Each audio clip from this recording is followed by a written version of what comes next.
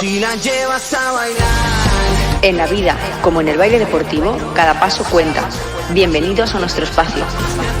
Soy Cristina Monleón. Yo sé que estás ahí, imaginando cómo despertar.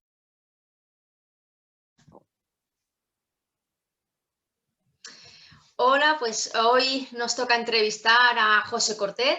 Él es técnico superior en actividades físicas y animación deportiva, es decir, TAFAD, graduado en Ciencias de la Actividad Física y el Deporte. Lleva más de 12 años de experiencia en diferentes gimnasios con clases colectivas y entrenamiento. Además es entrenador personal y también entrenador personal online, que ahora está también muy de moda.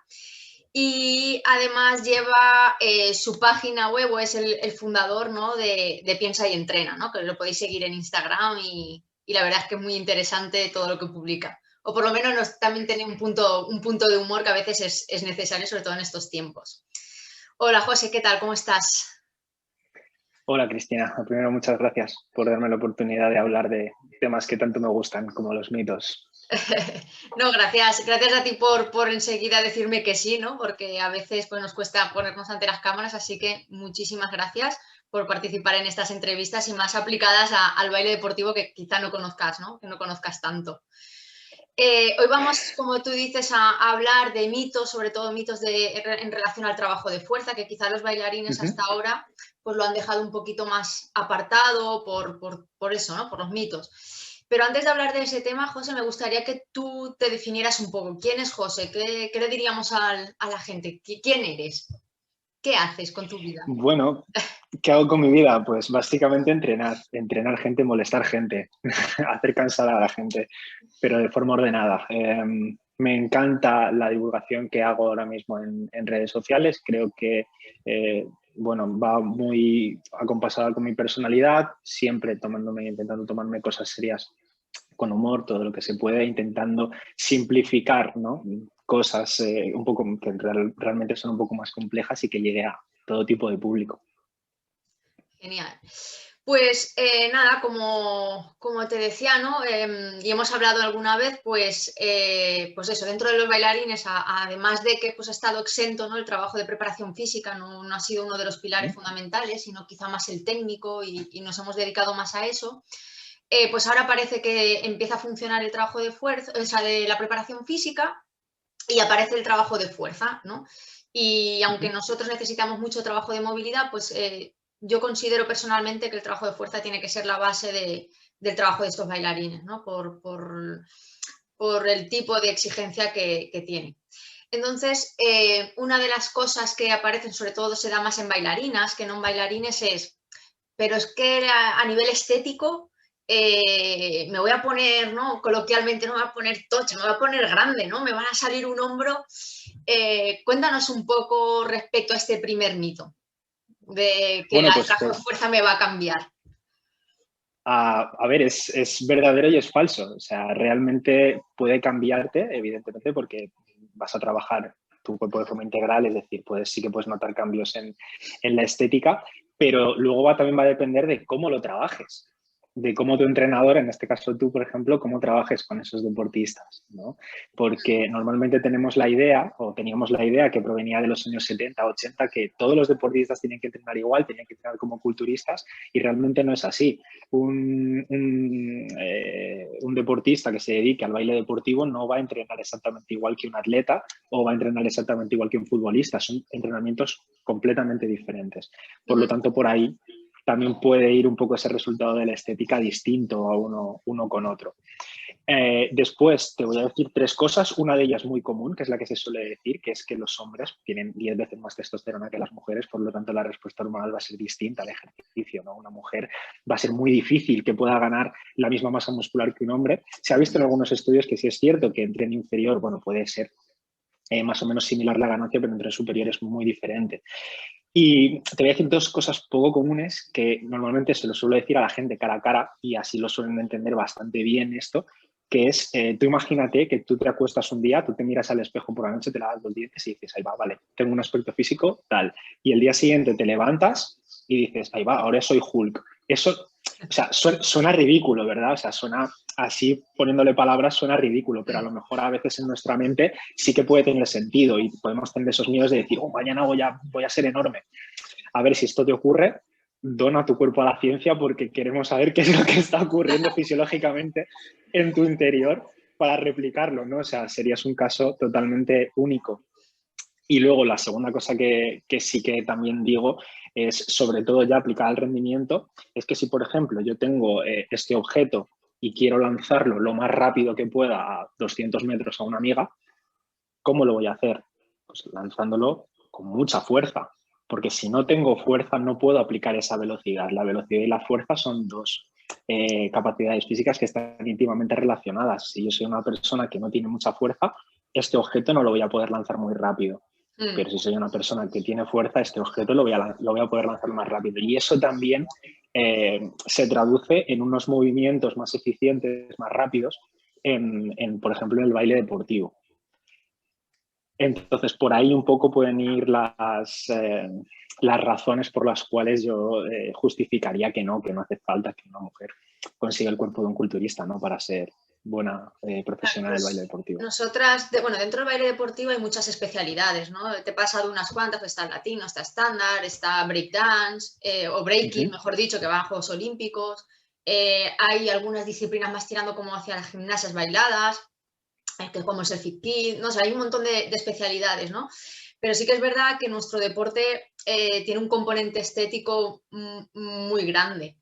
Entonces, pues siempre están preocupadas o preocupados, ¿no? En qué medida pues ese trabajo pueda repercutir en esa estética, ¿no? O ya no en la estética, sino, por ejemplo, que al hacer ese trabajo de fuerza me pueda repercutir en una disminución del trabajo de movilidad o de flexibilidad, ¿no? Que eso es otro de los mitos que también está muy relacionado, ¿no? Es que si aumento mi trabajo de fuerza, pues claro, me voy a poner, ¿no? Más grande, me voy a poner como un curasán y claro, si me pongo como un curasán, pues no voy a tener movilidad, ¿no? Y yo requiero de mucha movilidad. Entonces ahí empiezan a chocar, ¿no? Las neuronas y empiezan los primeros problemas. Normal.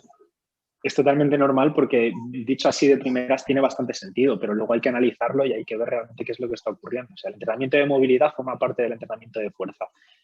Tienen que ir unidos. Entonces, si nosotros ya tenemos el concepto de separar eso, de decir, voy a entrenar fuerza y voy a perder movilidad, mal, porque eso, con una buena planificación del entrenamiento de fuerza, porque no olvidemos que, claro, voy a ponerme como un croissant, como tú dices, pues hombre, si está mal planificado tu entrenamiento, para el baile deportivo, pues a lo mejor puede ser que sí que crezcas más de lo que tú quieres, pero si está bien planificado, o sea, las cosas pueden estar hechas bien o mal. ¿Puede ocurrir si está mal? Sí. ¿Puede ocurrir si está bien? Muy difícil, muy difícil. Entonces, por ahí yo no me preocuparía. Si tiene una buena preparadora como tú, yo no me preocuparía por eso. Muchas gracias por el piropo. Sí que es verdad, yo por ejemplo, sí que, llevo varias parejas y sí que es verdad que yo trabajo la fuerza como base del entrenamiento, porque al final están aguantando posiciones isométricas durante 1 minuto y medio mínimo, incluso en competiciones internacionales pues son casi 2 minutos, con movimientos rotacionales, etcétera. Entonces, o tienes un trabajo de core, de fuerza de miembros inferiores, de miembros superiores muy potente, o estás casi vendido, ¿no? Y además es que si miramos a medio y largo plazo, para mí la prevención de lesiones es fundamental. Entonces, creo que la fuerza, el trabajo de fuerza, por una parte me va a ayudar a la facilitación del movimiento y por tanto estaré ayudándolos, ¿no? A nivel de rendimiento y por otra parte les estoy ayudando a, en cierto modo, ¿no? Prevenir lesiones a medio y largo plazo sobre todo, ¿no? Porque a veces tenemos visiones muy reduccionistas, ¿no? Voy a ver qué me pasa en esta temporada, ¿no? O para esta competición, no, vamos a mirar que tienes 20 años o 18 años, vamos a ver qué te pasa cuando tengas 30, ¿no? Entonces, eso para mí, el trabajo de fuerza es fundamental. ¿Tú qué le dirías a los bailarines? ¿Por qué, a la población en general y a los bailarines en particular, ¿no? De cualquier especialidad. ¿Por qué es importante hacer trabajo de fuerza? Porque la fuerza es la capacidad física fundamental. Eso para empezar. A partir de ahí ya se deriva en el resto. Entonces, si tú quieres bailar mejor o quieres practicar mejor tu deporte, mi consejo es que entrenes fuerza. si tú quieres tener menor probabilidad de lesión, como acabas de decir antes, mi consejo es que entrenes fuerza. Y para un deportista, no tener lesiones es lo más importante porque es lo primero que le va a privar de no hacer su deporte. O sea, un deportista puede tener unos condicionantes a lo mejor sociales, económicos y tal, X, pero lo que realmente le va a privar por completo de hacer su actividad es la lesión, y el entrenamiento de fuerza es la mejor prevención de lesiones que pueda haber. Y luego también, pues, depende del tiempo que te quieras dedicar a tu deporte, porque si entrenas fuerza, entrenas bien esa fuerza, vas a poder dedicarte a tu deporte durante más tiempo. Ahora, voy a poner un ejemplo muy, muy tal, porque no me gusta hablar de fútbol cuando hablo de otros deportes, pero ahora mismo, como ejemplo genérico, podemos ver a futbolistas que están alargando su vida más allá de los 35 años con un buen trabajo de fuerza. Eso es algo que hace 15 años, 20 años, 30 años era impensable. Jugadores a los 35 años ya estaban más que retirados. Y ahora todavía un jugador de 35 años puede dar bastante de sí. Lo mismo va a pasar, o lo mismo pasa en cualquier otro deporte. Entonces yo creo que son suficientes razones como para entrenar fuerza bien. El término bien está muy bien. Está muy bien. Para ti, ¿cuáles son los otros mitos que hay en relación a la fuerza? ¿Qué es lo que se dice del trabajo de fuerza? Bueno, pues aparte, bueno, lo de lesionarte, ya te digo, para mí es súper importante hacer mucho hincapié, sobre todo en lo de prevención de lesiones, porque hace que todos los tejidos sean más resistentes, como tú dices, en tu deporte, sobre todo en el baile deportivo. Es un deporte súper exigente, no solamente a nivel muscular, sino a nivel articular, a nivel tendinoso. O sea, es muy exigente, y el entrenamiento de fuerza no solamente va dirigido a la musculatura, que ese es otro error. El entrenamiento de fuerza va dirigido a todo tipo de tejidos del cuerpo. Incluso estamos viendo que la densidad mineral ósea aumenta con el entrenamiento de fuerza. Entonces, ya desde lo más básico, ¿no? Ya desde nuestros huesos, ya el entrenamiento de fuerza puede ayudar. Luego, pues aparte de las interrupciones de lesiones que hemos dicho y de hacer tu deporte durante más tiempo, que también piensen que el que no entrenó fuerza años pasados, si hubiera entrenado fuerza, desde luego peor no hubiera sido. Eso sí. Sé que es muy difícil decir hubiera sido mejor, porque nunca lo sabremos, no hay forma de comprobarlo, pero desde luego peor es muy difícil. Eso sí que es imposible de decir. Muy difícil que eso pueda ocurrir. Entonces, bueno, eso sería por ahí lo primero. Y luego también un mito que a mí me chirría bastante es cuando me dicen que es aburrido. Es aburrido si tú te dedicas al baile deportivo y entrenas como un culturista, porque no es tu deporte, porque eso no te gusta. Evidentemente hay que tener consideraciones especiales a la hora de entrenar baile deportivo. Entonces, bueno, aparte, yo supongo que tu trabajo no solamente haces lo que el deportista necesita, sino también le causas adherencia a ese entrenamiento de fuerza, es decir, que tenga un componente lúdico, un componente divertido, ¿no? Una balanza entre lo que psicológicamente necesitan y lo que físicamente necesitan.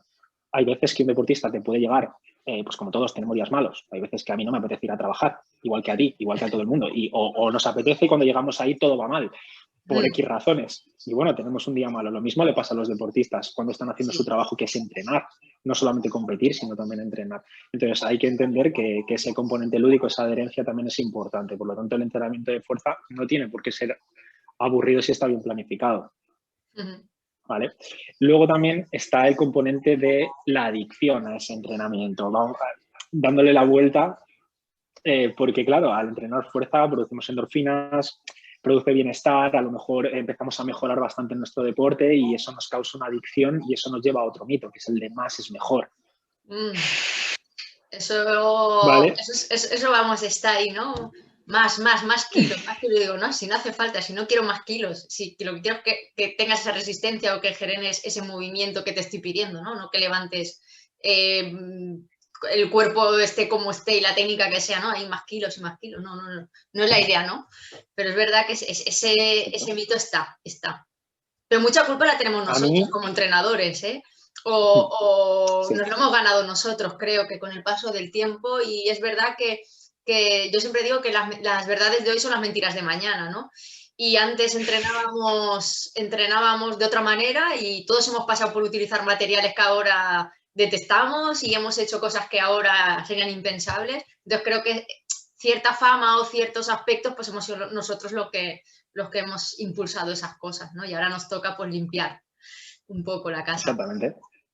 Hay una frase de Guillermo Alvarado que me gusta mucho, que es que no conozco, que dice así, dice, no conozco a ningún entrenador que entrene año tras año igual. Exacto. Ningún buen entrenador que entrene año tras año igual. Y es verdad, vamos variando cosas, vamos modificando cosas, aunque es por pequeñas que sean, pero vamos evolucionando. Y en este caso, por ejemplo, el papel de un entrenador dentro de, ya sería el baile deportivo o de cualquier otro deporte, sería controlar la frecuencia de entrenamiento y la densidad del entrenamiento. La densidad dentro del entrenamiento y la frecuencia, pues, por ejemplo, la frecuencia semanal, ¿no? Cuántas veces entrenamos. Y hacerle ver al deportista que cuanto más hace no es mejor, sino que tiene que ser una dosis exacta. También hay una frase de Domingo Sánchez que me gusta que dice que tú no contratas a un nutricionista para que te atiborre a comida. Pues lo mismo tú tampoco contratas a un entrenador para que te atiborre ejercicio, sino para que te dé la dosis exacta que tú necesitas de ejercicio, ¿no? Por eso antes estaba yo también repitiendo bastante la palabra bien, porque en esto también consiste entrenar bien, ¿no? Porque tú puedes entrenar perfecto, pero si entrenas todos los días bien, pues a lo mejor psicológicamente, o sea, si tú entrenas 7 días a la semana, aunque sea bien, pero psicológicamente a lo mejor eso no se soporta. Exacto, eso es verdad. Sí, además en el caso de mi gremio, ¿no? De los bailarines, de la especialidad que sea, tenemos una tolerancia tan alta a, entre comillas, esto quiero que quede entre comillas, ¿no? Al sufrimiento, tenemos que, pues, son capaces de entrenar entre 5 y 6 días, 4 o 5 horas algunos, ¿no? O aunque vayan 2 horas o 3, pero ya es más que la media de deportistas, ¿no? En general, por 5 Sí, días a la semana. Son muchas horas, tenemos una tolerancia muy, muy alta al entrenamiento y muy, muy alta al, entre comillas, al sufrimiento de, pues tengo un poco de dolor, pero estoy continuando bailando, ¿no? Porque tengo. Entonces, es verdad lo que decías, que eso crea un sobreentrenamiento, un cansancio, un burnout, y que eso, si no hay un entrenador que dosifique, pues la carga mental más la carga técnica del baile más la carga física, hay a veces que cuando quieren llegar bien a los campeonatos vemos que, pues, ¿qué le pasa a esta pareja, ¿no? Ha llegado un poco cansada y es verdad que eso es muy, muy, muy, muy importante, ¿no? Quizá en deportes a lo mejor más mayoritarios o donde hay más profesionales trabajando, pues no sé, esto no se ve tanto, pero en nuestro caso que estamos ahora más profesionalizándolo, pues quizá pues, se ven estas cosas mucho más llamativas, ¿no? Que no existe ese control de cargas, de densidades, de volumen. Es muy raro ver a un deportista que los lleve, que tenga esto cuantificado, ¿no? No se suele ver, no se suele ver. Pero bueno, está Bueno, cambiando y ahí y entonces, eso es lo importante. eso es lo que quería decir antes tanto con la palabra bien, ¿no? Que, bueno, al final esa gestión, como tú dices, de variables tiene que ser importante. En este caso ya digo que bueno, que sí, que esta generación de endorfinas y este bienestar que nos produce el ejercicio sí que puede llevarnos algunas veces a adicciones, ¿no? Y a querer más, pero ya te digo, con un buen preparador físico, una buena preparadora física, yo creo que estas variables pueden ser fácilmente abordables y que si se le explica realmente al deportista, a veces también, como tú sabes, hay que dejarle fallar.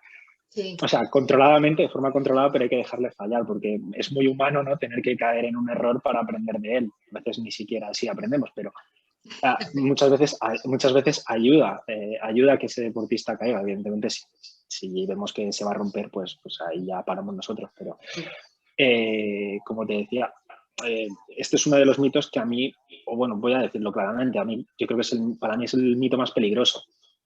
Básicamente también porque lo que puede ocurrir ya fuera del deporte, sino más bien con personas de a pie, es una mala relación con el ejercicio. Y por ahí sí que ya no hay vuelta atrás, ¿vale? O sea, eso es bastante peligroso. Es bastante peligroso. Si esa dosis es demasiado alta, esa persona no soporta esa dosis y relaciona el ejercicio con sufrimiento, con dolor, con esa fatiga extrema, pues evidentemente nos estamos perdiendo con esa persona una buena oportunidad de que disfrute de los beneficios del entrenamiento de fuerza y de lo que pueda aportar a su salud. Y te quería preguntar, nosotros en baile deportivo, ¿no? Tenemos muchas categorías de edad, ¿no? Sí que es verdad que hay un grupo de edad que digamos pues que es como la primera división, ¿no? Pues es la edad y la categoría pues reina, ¿no? Pero a partir de ahí pues tenemos muchas categorías de gente que son seniors, mayores, o sea, adultos, y que tenemos grandes parejas en este país, ¿no? Y que quedan muy bien en los campeonatos del mundo o han ido quedando muy bien a lo largo de este tiempo en los campeonatos del mundo, etcétera. Entonces, si en parejas jóvenes cuesta ver una preparación física y una preparación física más aún basada en un trabajo de fuerza cuantificado, imagínate en otro tipo de parejas, ¿no? De deportistas. ¿Qué les dirías a parejas que ya son más seniors, ¿vale? Para que hagan este tipo de trabajo? ¿O qué les dirías que es importante una preparación física para esas parejas? Porque estamos hablando de que yo tengo 34 años, ¿no? Pero yo ya estaría casi en senior 1 y a partir de ahí pues tenemos senior 2, senior 3, senior, o sea que son parejas ya más mayores, ¿no? Y aún creo que es más importante ese trabajo de preparación, ¿no? Pero no se ve, ¿no? Porque a lo mejor, pues no sé si es que se creen que vamos allá a meter mancuernas y peso, no sé, ¿no? ¿Qué les dirías a esas parejas respecto a la preparación física y al trabajo de fuerza? Es bastante complicado abordar, ¿eh? Porque estas personas, evidentemente, como tú dices, ya tienen unas ideas preconcebidas y aparte que vienen con esas edades, los que ahora mismo estamos en la treintena, ya venimos con ideas de los 80, ¿no? De toda la gente que era adulta cuando nosotros éramos adolescentes. Entonces, es bastante complicado de abordar, pero yo creo que incluso es más importante ese trabajo de fuerza en estas edades que no en la... Bueno, a ver, es importante en todas las edades, que no se me malinterprete, pero tal vez le daría un punto más de importancia en estas edades porque, básicamente porque ya no tienes 18 años. O sea, ya la edad empieza a importar. No quiere decir que con 30 años o 34 años vayamos a estar ya a punto del retiro, pero sí es algo que ya empieza a importar y entonces vamos a perder un poquito más de movilidad articular de la que hemos perdido en la veintena, vamos a perder un poquito más de masa muscular, vamos a perder un poquito más de algunas capacidades cognitivas seguramente. Y el entrenamiento de fuerza es inevitable. Hay que abordar el tema de una forma un poco delicada porque, claro, estas personas se llevan bailando mucho tiempo, llevan compitiendo mucho tiempo, sin duda que tienen un nivel competitivo, como tienen una personalidad fuerte y un nivel competitivo alto, y entonces introducirles en una actividad en la cual van a tener que empezar de cero, si nunca han hecho, va a ser un poco complicado para ellas. Entonces, sí, yo creo que un abordaje individual, empezar por algo muy sencillo, empezar a darles ejemplos, ¿no? No lo sé, simplemente el trabajo de estabilidad central. Es decir, empezar por ejercicios muy básicos, que sepas tú que esa persona vaya a progresar un poquito más rápido de lo normal, porque ya tiene una base, y hacérselo ver. ¿Vale? Hacérselo ver. Yo creo que hacerle ver esos pequeños cambios, que ellos lo van a notar, van a decir, ostras, pues sí. El problema es cuando ellos no notan nada y cuando tú no les muestras nada, aunque ellos mejoren, pero tú no les muestras nada. Si, por ejemplo, les grabas al principio haciendo cierto tipo de ejercicios, como por ejemplo puede ser de core dinámico, y luego a las 4 semanas, 5 semanas les enseñas la diferencia en la estabilidad central, la diferencia entre por ejemplo, la cadera, ese temblor de cadera que al principio se tiene, esas oscilaciones que se suelen hacer, luego también el control de la columna vertebral, el control de nuestro cuerpo, y se lo enseñas, ellos mismos van a decir, ostras, pues sí, estoy mejorando y eso les va a animar un poco. O sea, sí, yo creo que estas personas necesitan más una prueba empírica que no palabras como puedes dárselos a una persona de 18 o 20 años. Muy bien, pues José, no sé si quieres decir algo más que se nos haya quedado por ahí en el tintero del trabajo de fuerza, no sé si me he dejado alguno. Bueno, a ver, sí que me gustaría hablar de uno, porque es algo que normalmente no he escuchado, porque lo que hemos hablado sí que pues, otros compañeros, compañeras sí que han hablado de ello, pero dentro de uno de los mitos que sí que me gusta a mí mencionar es el de que todo es para todos, es decir, nosotros como personas tenemos nuestras capacidades individuales, tenemos nuestras características, mejor dicho, nuestras características individuales y hay cosas que pues, podemos hacer, hay cosas que no, hay cosas con las que nos sentimos más cómodos y con los que no. Y, por ejemplo, dentro de lo que es lo que yo he visto, dentro de mi experiencia y también de lo que, bueno, no soy ningún experto, evidentemente, en la materia, pero sí que he estado viendo en algunos estudios, es, por ejemplo, si nos centramos en el tema del pecho. ¿Vale? A mí sí que me ha pasado en clases colectivas. A mí sí que me ha ocurrido en clases colectivas que venían, por ejemplo, chicas con mucho pecho y que se encontraban muy incómodas haciendo ejercicio. Y que muchas veces no se aborda ese tema, no hablas con esa persona de ese tema porque es un poco embarazoso, evidentemente. Pero tú como entrenador o como entrenadora tienes que darte cuenta de lo que está ocurriendo. Si, por ejemplo, hay una persona que no tiene muy buena relación, una mujer en este caso, que no tiene muy buena relación con la actividad física y que se apunta a un gimnasio y empieza a ir a entrenar fuerza o empieza a ir a tu clase colectiva y le pones a hacer el primer día jumping jacks, que está en esta condición, pues evidentemente a lo mejor esta mujer no va a volver el día siguiente. Y a lo mejor su relación con el ejercicio empeora por nuestra torpeza y como hemos dicho antes, le estás quitando a esta persona una oportunidad muy buena de mejorar su salud, porque al final entrenar principalmente es mejorar la salud de las personas. Entonces, pues este tema también hay que abordarlo. Por ejemplo, una bailarina que tenga mucho pecho o una persona que quiera ser bailarina deportiva que tenga muchísimo pecho, no lo va a tener tan sencillo en ese sentido como otro tipo de bailarina. Entonces, claro, nosotros muchas veces como entrenadores intentamos incitar a la gente, intentamos invitar a la gente a que haga esto, a que haga lo otro, a que haga lo tal, pero ojo, es que tenemos que tener mucho cuidado con muchas cosas. En este caso pongo este ejemplo porque suele ser muy embarazoso y no se suele hablar de ello, pero existe y hay otros más, ¿vale? Entonces, por lo que se ha visto, por ejemplo, yo evidentemente no soy ningún experto porque no he utilizado sujetadores en la vida, ¿vale? Pero sí que como profesional te tienes que informar de ciertas cosas y sí que tienes que ver y investigar un poquito de estas cosas y sí que se ve que, por ejemplo, los sujetadores de compresión sí que son mejores que los sujetadores encapsulados. Dentro de lo que son actividades más agresivas, de más alto impacto, ¿vale? Sí que se ve que las mujeres tienen, por lo general, con los sujetadores de compresión, una mejor respuesta que con los sujetadores, los sujetadores encapsulados, pero en baja intensidad, ¿vale? O en estático, los encapsulados son más cómodos. Estamos hablando de lo que dicen algunos estudios que realmente son con muestras bajas y que tampoco es que se haya hecho grandes investigaciones sobre esto, pero me parece un tema curioso, ¿vale? Para que también la gente lo tenga en cuenta y que también se sepa que se investiga sobre este tipo de cosas, aunque parezca que no, pero sí. No, lo probaremos, Sí, lo probaremos nosotros con nosotras mismas a ver cómo funciona. Claro, al final con la información que se tiene ahora mismo, lo mejor que se puede decir es, mira, prueba, pero que sepas que esto existe, que sepas que esto pues, puede pasar y que sepas que a la hora de planificar un entrenamiento también tienes que tener este tipo de cosas en cuenta. Y no pasa nada. Igual como yo creo que hace unos años, sobre todo a los entrenadores chicos, nos daba un poco de vergüenza o abordar el tema de la menstruación, porque no olvidemos que es que las chicas que entrenan contigo no dejan de menstruar. Bueno, si entrenan bien, claro. Entonces, eso sigue siendo una realidad y eso también puede afectar en cierta manera el entrenamiento, por lo tanto también hay que tenerlo en cuenta. Y este tipo de cosas también. Muy bien, pues muy interesante. Pues muchas gracias, José. Creo que los hemos abordado más o menos todos, los mitos más o menos. Te agradezco un montón que me hayas buscado aquí un huequecito. Me has dicho que ¿eran en Dubái? ¿Me has dicho? Sí, estoy en Dubái.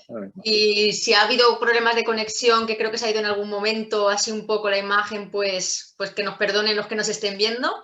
Pero nada, te agradezco. Nada, te agradezco muchísimo. Culpa mía. No, hombre, no, eso es de internet. Nada, muchísimas gracias por participar, por estar aquí con nosotros. Y nada, espero que podamos charlar en otro momento de otro tema que seguro que será interesante. Sin problema, muchas gracias a ti, muchas gracias por la pasión que demuestras por tu deporte. Espero que tus deportistas sepan absorber esa pasión con la que te mueves y nada, agradecértelo a ti. Agradecerte a ti la oportunidad de dar a conocer este tipo de cosas a otro público. Pues muchas gracias a ti y nos vemos pronto, José. Vale. Hasta luego, chao, gracias. Chao. Hasta luego, chao. Chao, chao.